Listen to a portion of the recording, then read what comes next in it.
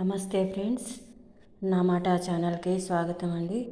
ఈరోజు మన ఛానల్లో పచ్చి పులుసు ఎలా చేయాలో చూపిస్తాను. అందుకు కావాల్సిన పదార్థాలు చూడండి.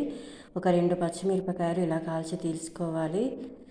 వెల్లిపాయ, ఉల్లిపాయ ముక్కలు, ఆవాలు, జీలకర్ర, చింతపండు ఇలా ఒక 10 నిమిషాలు నానబెట్టుకోవాలి. సాల్ట్ తగినంత, షుగర్ కావాలి, పసుపు కావాలి.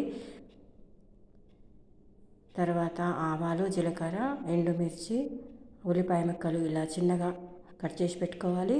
కరివేపాకు, కొత్తిమీర. తర్వాత తయారీ విధానం చూద్దామండి. పచ్చిపులుసు ఇలా రసం తీసి పెట్టుకోవాలండి. పలసగా కాకుండా, చిక్కగా కాకుండా ఈ విధంగా పెట్టుకోవాలి. ఒక 2 స్పూన్ల సాల్ట్ వేసుకోవాలండి. తర్వాత స్టవ్ ఆన్ చేసుకొని పోపు కోసం ఒక గిన్నె తీసుకొని అందులో తగినంత ఆయిల్ వేసుకోవాలి. పచ్చి పులుసులో ఇలా సన్నగా కట్ చేసి పెట్టుకున్నటువంటి ఉల్లిపాయ ముక్కల్ని పులుసులో వేసుకోవాలండి.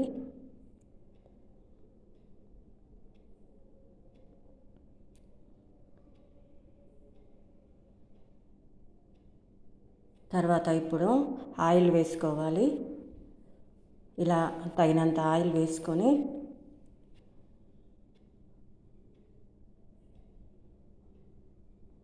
ఎండుమిర్చి వేసుకోవాలండి.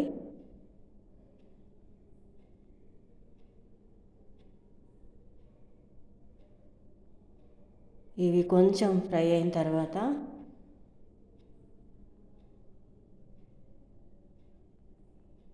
ఇందులో 1 స్పూను షుగర్ వేస్తున్నానండి పచ్చి పులుసులో. ఇప్పుడు ఆవాలు వేస్తున్నాను పోపులో.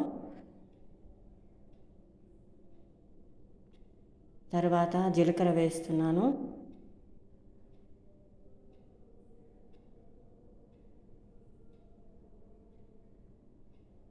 దంచి పెట్టుకున్నటువంటి వెల్లిపాయ వేస్తున్నాను. తర్వాత కరివేపాకు వేసుకోవాలి.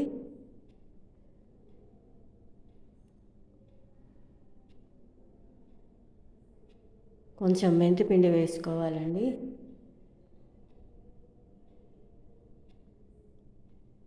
తర్వాత కొంచెం పసుపు వేసుకోవాలండి.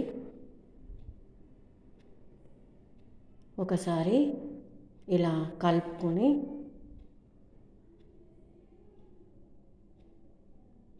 తర్వాత చివరగా కొంచెం కొత్తిమీర కూడా వేసుకోవాలి.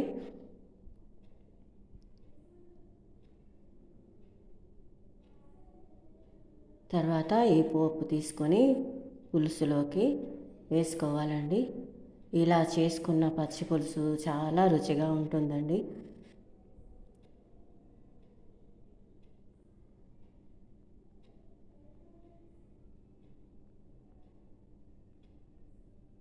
ఒక్కసారి ఈ పోపు తర్వాత బాగా కలుపుకొని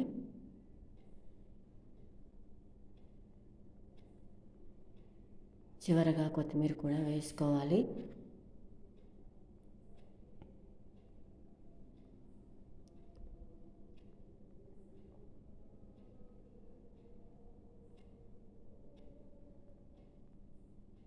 చూడండి, ఈ విధంగా ఉంటుంది. ఈ విధంగా తయారు చేసిన పచ్చి పులుసు చాలా రుచిగా ఉంటుందండి. ఈ పెసరపప్పుకి కాంబినేషన్గా చాలా బాగుంటుంది. తర్వాత పులగంలోకి కూడా చాలా బాగుంటుందండి.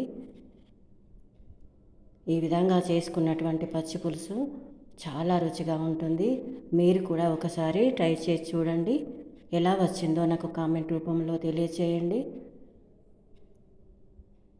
ఇలాంటి మరెన్నో వీడియోల కోసం నా ఛానల్ని సబ్స్క్రైబ్ చేసుకోండి.